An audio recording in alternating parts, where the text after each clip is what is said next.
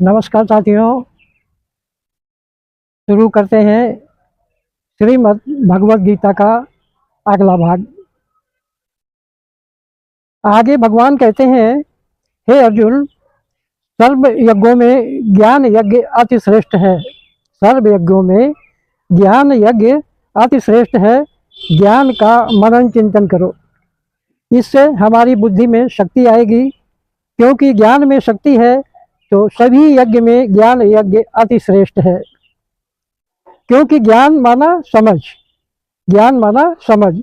समझ से जब हम अपनी आत्मा के शुद्धिकरण के प्रोसेस में जाते हैं तो उससे परम कल्याणकारी और कोई नहीं है।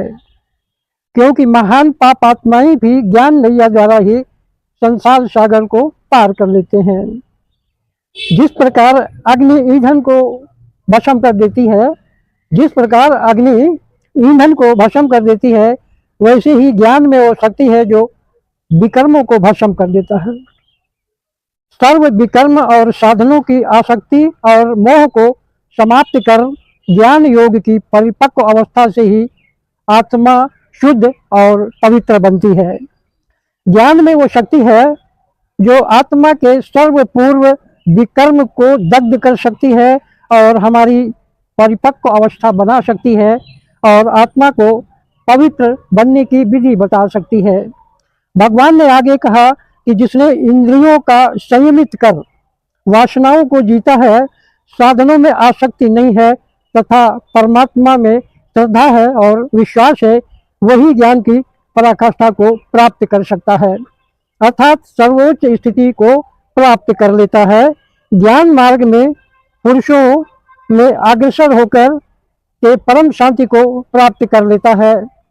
विवेकहीन, श्रद्धा रहित, संशय युक्त आत्मा पुरुषार्थ के मार्ग से भ्रष्ट हो जाती है। इसलिए कहा जाता है, संशय बुद्धि विनशयंती, जो विवेकहीन है, श्रद्धा रहित है, संशय युक्त आत्मा है, वो पुरुषार्थ के मार्ग से भ्रष्ट हो जाते हैं और परम सुख की अनुभूति से वंचित रह जाते हैं। इसलिए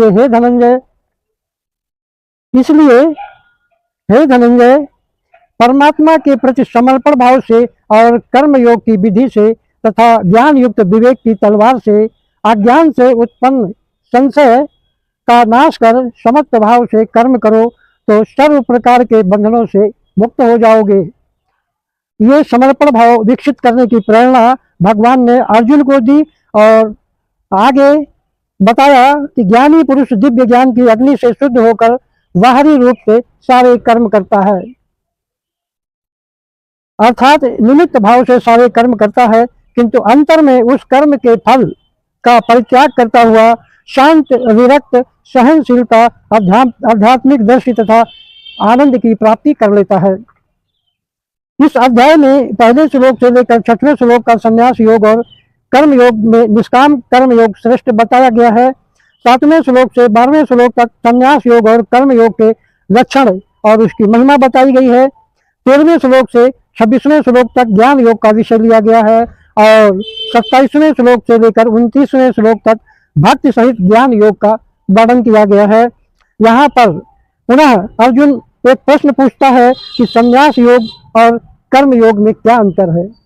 संन्यास योग और कर्म योग में क्या अंतर है, तो यहाँ पर भगवान उसका उत्तर देते हुए कहते हैं कि संन्यास का मतलब ये नहीं है कि कोई घर गृहस्थ को छोड़ दे, घर गृहस्थ का संन्यास कर दे, कोई अपनी जिम्मेदारियों का संन्यास कर दे, कोई अपने कर्तव्यों का संन्यास कर दे, नहीं, उसको संन्यास योग नहीं कहा जाता। संन्यास योग एवं कर्म योग दोनों ही श्रेष्ठ हैं, क्योंकि दोनों ही जैसे एक दूसरे के पूरक हैं। जो मनुष्य कर्म करता हुआ किसी के साथ न द्वेष करता है, न किसी कर्म फल की इच्छा रखता है, वो सदा सन्यासी जानने योग्य है।